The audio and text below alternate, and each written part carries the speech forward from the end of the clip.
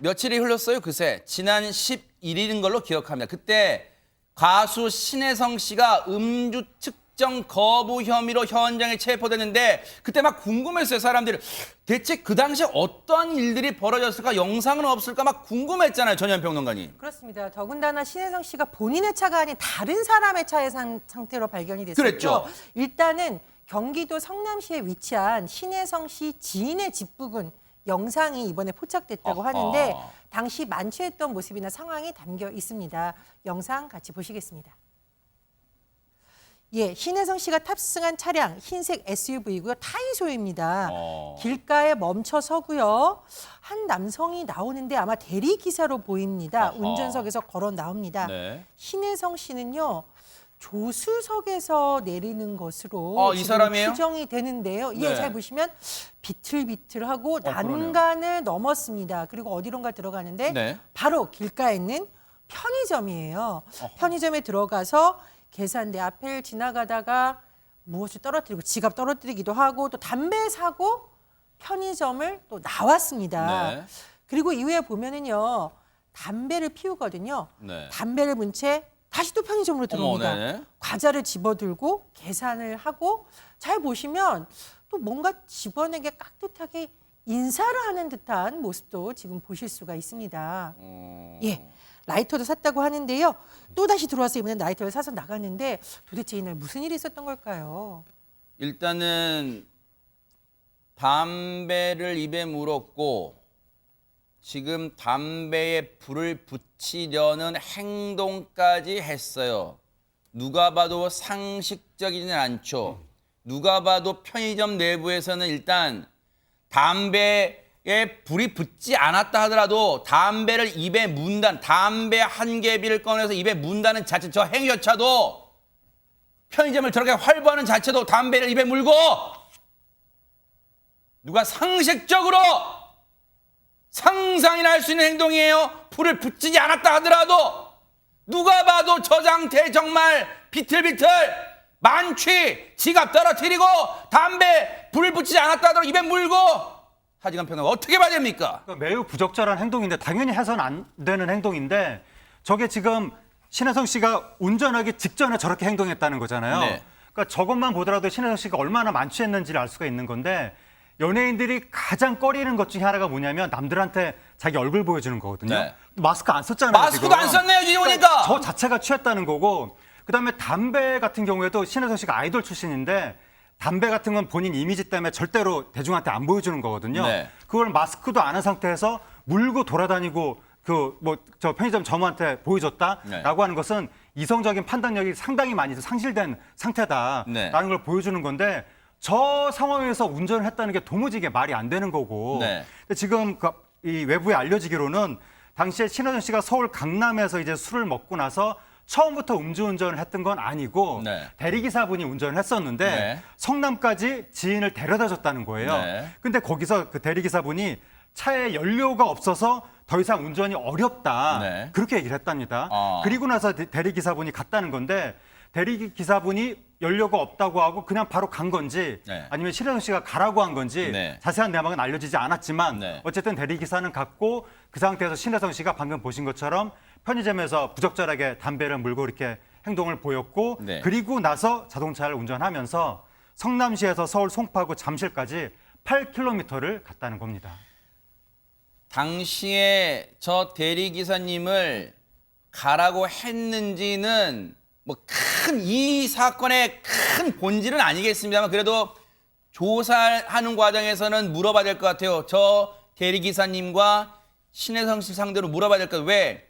대리기사가 아무런 조치도 취하지 않고 정말 현장을 떠난 건지 아니면 신혜성 씨가 정말 어떤 승강의 과정에서 감정의 상에서 가라고 한 건지 그건 따져봐야 될 것 같아요. 근데 어쨌든 중요한 건 저렇게 누가 보다 만취인 상태에서 허주현 변호사님 성남까지 왔다가 다시 서울로 8km를 취한 채 운전대를 잡았다는 거 아니에요? 지금 만취 상태에서 저렇게 엄청난 거리 얼마나 멉니까? 그리고 고속도로도 이용해야 됐을 수 있어요. 그런데 지금 운전대를 잡고 운전을 했다는 거고 더 문제는 적발된 이후에도 음주 측정을 거부를 했는데 이 부분도 논란이 될 수 있는 지점이 있습니다. 왜냐하면은 지금 만약에 음주운전 측정을 했다고 하면은 아마 만취가 났을 가능성이 높아요. 그러겠죠, 네. 그때는 이제 0.2% 이상 알코올 농도가 만약에 측정이 된다고 하면 최소 형량이 2년 이상, 또 벌금은 1,000만 원 이상이거든요. 네. 그런데 음주 측정 거부죄는 지금 최소 형량이 1년 이상 또는 500만 원 이상 벌금이에요. 그렇다고 하면 이 만취한 사람 입장에서는 이 혈중 알코올 농도를 측정해서 음주운전죄로 처벌받는 것보다는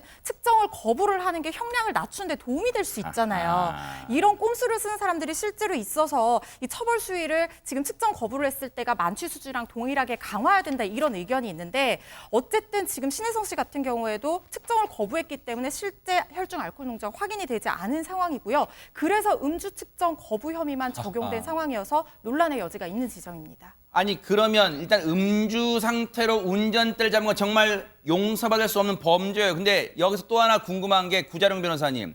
저 차가 자기 차가 아닌 걸로 전해졌잖아요. 그 저 차를 운전하게 된 과정이 대체 어떻게 됩니까? 좀 명확히 해주세요.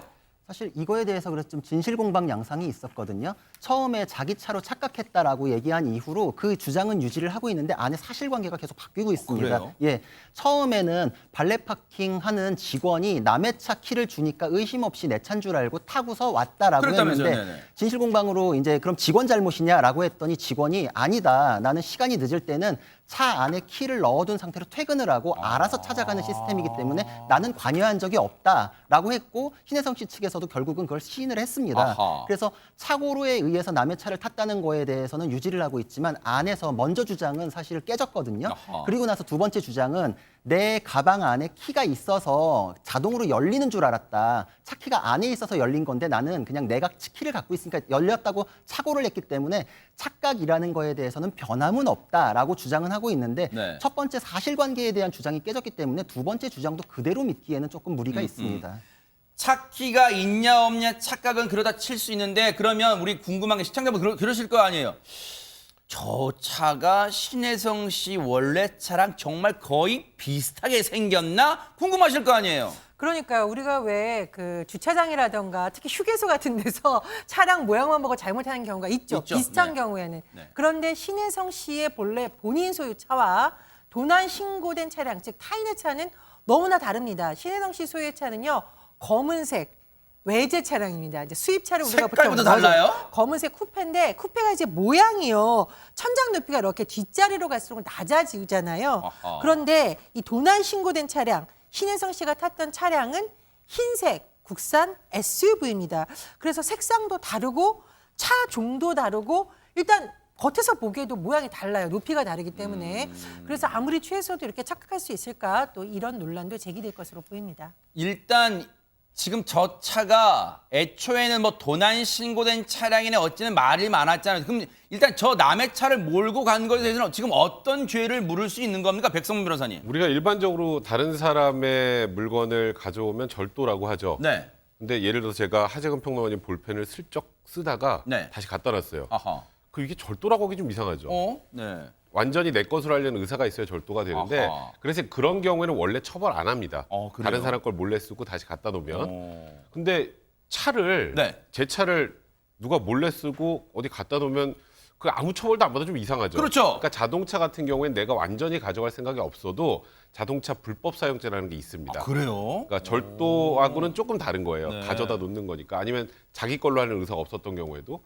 근데 신혜성 씨 측이 이게 지금 내 차인 줄 알았다고 하면 자동차 불법 사용도 안 돼요.